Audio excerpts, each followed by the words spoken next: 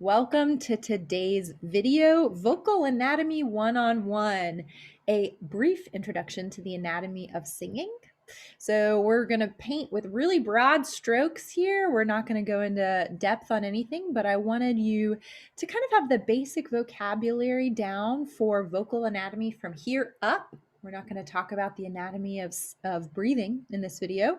This will just help you develop, again, a vocabulary so that when you go out into the real world of music, you'll be able to understand and identify all of these parts of singing that people may mention. And it'll also help you understand and identify what's going on in your own voice. So first of all, we want to define the vocal tract. This is kind of the main instrument. This is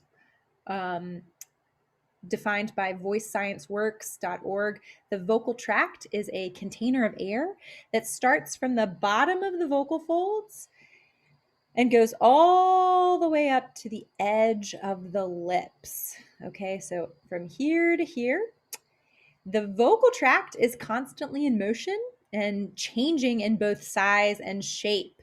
So this is going to directly affect the timbre and ease of singing. So if you think about, this is sort of analogous to a trumpet. The space inside the trumpet, that container of air, if you bend the bell, it's going to affect the timbre and how easy it is to play. Same thing goes for your vocal tract. The changes in size and shape affect the sound and how easy it is to sing. So the muscles, constrictors, and cavities surrounding the vocal tract, so all of these surrounding the vocal tract are what we will be discussing in this video. And we'll actually start from the bottom. So here is your larynx. So this is kind of a front view of your larynx. You can kind of place your hand here and you'll feel that notch, that cartilage notch. For men, that's your Adam's apple. And it will maybe bobble up and down while you're speaking. It will definitely bobble up and down while you're swallowing. That's kind of where your larynx is. And your larynx actually houses your vocal folds, which is where the sound is produced.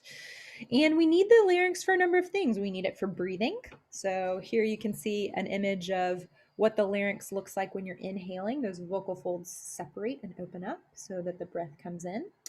And when you're speaking and singing, the vocal folds come together and vibrate, as in this picture right here. So the vocal folds, which are inside the larynx, lengthen and thicken to change pitch. That's where the sound is created and where the pitch is created. But the height and level of release of the larynx affects timbre, color of the sound, and of course, ease of singing. And just to kind of give you an idea, the larynx is around here, and these are all the muscles that are connected to the larynx. So our shoulders are going to affect how released our larynx is. Our jaw is going to affect how released our larynx is, and same with our tongue. So it's really all connected. And so that's our larynx. That's kind of the bottom of the vocal tract where the vocal folds sit. And then we have the pharynx. The pharynx, commonly called the throat, is the space behind the tongue, oral cavity, and nasal cavity, and above the larynx and esophagus. So it's kind of all of this space here. We need the pharynx for swallowing. It actually constricts and pushes down food. And these constrictor muscles affect the shape of the vocal tract. So they affect what it looks like, they affect the timbre of the sound, and they affect the ease of singing. So really what we're after is releasing those constrictor muscles. That's when we're going to get the most spacious and free and easy singing. So you can kind of find a way to learn to release those constrictor muscles. Look up at the ceiling and kind of feel that space release. That actually helps release those pharyngeal constrictors. Okay, so that's your pharynx. Then we have the jaw, and as we discussed already, the jaw is really connected to the larynx muscularly, and its function for non-singing work is to chew, right? And to speak, we need our jaw to move for articulation. Your jaw affects tension in the vocal tract. It affects openness in the vocal tract. It affects your diction and articulation and how easy you are to understand. It's sort of hard to feel the jaw in any other way than self-massage. So if you want to kind of place your hands here and clench your jaw, right, that space where the jaw goes beep, those are your masseter muscles. They're used for chewing, and you can kind of massage that. But your jaw is way more than just those masseter muscles. It can even kind of extend, I believe, up here as well. So the next part of the vocal tract we want to discuss is the tongue. And again, look at how that's the hyoid bone, which is connected to the larynx. The tongue is much bigger than just what we see here, right? It actually goes all the way here and all the way kind of to the side. It'll go like that toward the hyoid bone. We need the tongue for chewing, right? Swallowing and speaking. For singers, it affects, again, the level of tension in the vocal tract, the timbre of the sound, how easy it is to understand you, and the ease of singing. So if we're singing with a really swallowed tongue, right? Oh, it's going to affect how easy we are to understand and also how easy it is to sing. And also, it makes the sound kind of strange. So we can find that tongue for ourselves a number of ways. We can obviously just look at it. We can swallow and feel it move. But we can also feel for the tongue muscle by pressing the thumb underneath the chin. That area, even up in here, is your tongue muscle. The next thing we want to discuss is that soft palate. You may have heard of the soft palate before. It's this area here, right? So when you yawn and that uvula kind of goes up and becomes flush with the back of your throat, back of your pharynx, you're actually engaging your soft palate. So when we're engaging our soft palate in non-singing life, we are usually yawning, sneezing, swallowing, snorting, or popping our ears. When we're singing and engaging our soft palate, what we're doing is actually blocking the air from going up through the nasal cavity. We can both lift the soft palate and widen it. And the soft palate, it affects resonance. It affects timbre. It changes the shape and length of the vocal tract. And it affects whether there's nasality in the sound. This kind of goes along with resonance. But if the soft palate's not lifted, you're going to kind of have that sort of honkiness to your sound. So we can kind of experiment with that. We could talk like this, right? My soft palate is collapsed.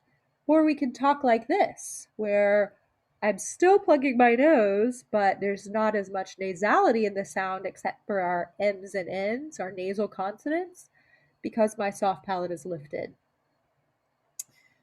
And finally, we want to discuss the lips, which is kind of the end of the vocal tract. And we need our lips for expression, for chewing, for talking, and articulation. In singing, it actually helps elongate the vocal tract. It helps with our understandability. It affects our timbre and our resonance. So we can really easily change the quality of the sound by what we're doing with our lips. If our lips are really spread like this, it's going to affect the sound and it's going to affect the vocal tract. If our lips are instead like this, it's going to affect the sound and the shape of the vocal tract and the ease of singing. If we're singing like this, that's also going to do something, and it's also going to tighten that tongue. So you can experiment with some of those different lip embouchures for yourself.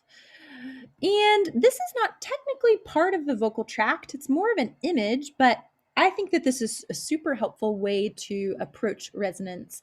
And I learned it from a David Jones Pedagogy seminar. He's a famous voice teacher. And he talks about when we're singing, while the soft palate is in classical music at least, is typically lifting and blocking the nasal cavity, it may still be helpful to imagine that the sound is spinning behind the septum. Okay, so while the nasal cavity is usually blocked by the soft palate, it's still a helpful and practical tool to imagine that the sound is spinning behind the septum.